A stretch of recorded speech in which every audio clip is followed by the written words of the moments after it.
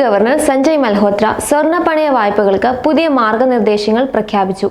പ്രഖ്യാപനത്തിന് പിന്നാലെ gold loan കമ്പനികളുടെ ഓഹരികളിൽ വലിയ ഇടിവ് കണ്ടിരുന്നു. എന്നാൽ എങ്ങനെയാണ് ശരിക്കും ഇത് കമ്പനികളെ ബാധിക്കുന്നത്?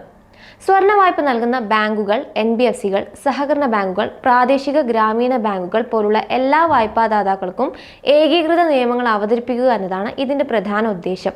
സ്വർണ്ണ വായ്പകൾ കൂടുതൽ സുതാര്യമാക്കുന്നതിന് വേണ്ടിയാണ് ഈ നടപടി. RBI മുന്നോട്ട് വെച്ച പ്രധാന നിർദ്ദേശങ്ങളിലൊന്ന് ലോൺ ടു വാല്യൂ 75% ആക്കി എന്നതാണ്. അതായത് പണയം വെക്കുന്ന സ്വർണത്തിന്റെ 75% മാത്രമേ വായ്പ നൽകാൻ സാധിക്കുള്ളൂ. അതുപോലെ മുതലും പലിശയും ചേർത്ത് ഒന്നിച്ചടയ്ക്കുന്ന ബുള്ളറ്റ് റീപേയ്മെന്റ് ലോണുകളുടെ കാലാവധി 12 മാസത്തിൽ കൂടാൻ പാടില്ല. എല്ലാത്തിനും ഉപരി NBFCകൾ ഗോൾഡ് ലോൺ പോർട്ട്ഫോളിയോയിൽ പരിമിതി കൊണ്ടുവരണമെന്നും ഗവർണർ നിർദ്ദേശിച്ചു. ഇതുകൂടാതെ gold coin, sovereign gold bond, gold ETF പോലുള്ളവയ്ക്കൊന്നും വായ്പ അനുവദിക്കില്ല. സ്വർണ്ണാഭരണങ്ങൾക്ക് മാത്രമായിരിക്കും വായ്പകൾ ലഭിക്കുന്നത്. അതേപോലെ ഒരേ സമയം വ്യക്തിഗത ആവശ്യത്തിനും ബിസിനസ് ആവശ്യത്തിനുമായി 2 വായ്പകൾ എടുക്കുന്നതിനും വിലക്കേർപ്പെടുത്തും.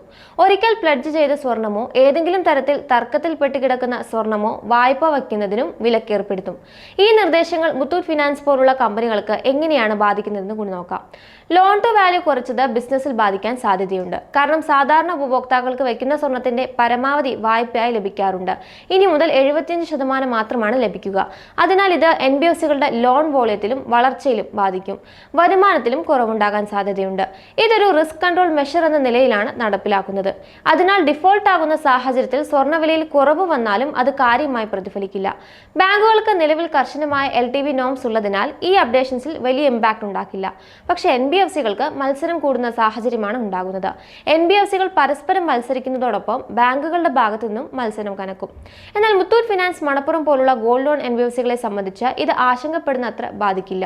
പ്രമുഖ ബ്രോക്കറേജുകൾ ഓഹരികൾക്ക് നൽകുന്ന വ്യൂ കൂടി മനസ്സിലാക്കാം. ബ്രോക്കറേജായ ജെഫറീസ് പ്രിഫർ ചെയ്യുന്നത് മുത്തൂറ്റ് ഫിനാൻസ് ആണ്. 2615 രൂപയാണ് ടാർഗറ്റ് വിലയായി നൽകുന്നത്.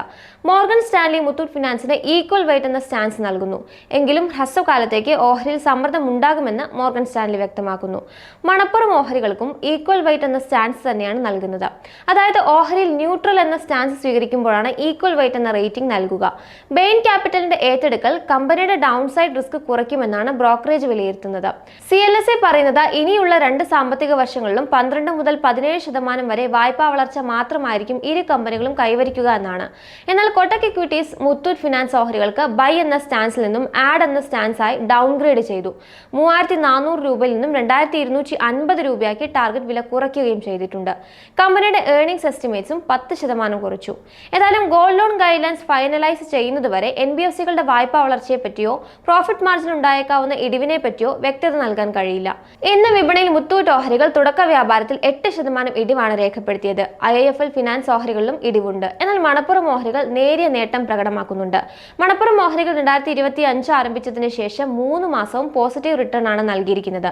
എന്നാൽ മാർച്ചിൽ ഇതുവരെ 2.5% ഇടിഞ്ഞതായി കാണാം. മുത്തൂറ്റ് ഫിനാൻസ് ഓഹരികൾ മാർച്ചിൽ 10%-ലധികം മുന്നേറിയെങ്കിലും ഈ മാസം 15%-ഓളം ഇടിവ് രേഖപ്പെടുത്തിയിട്ടുണ്ട്.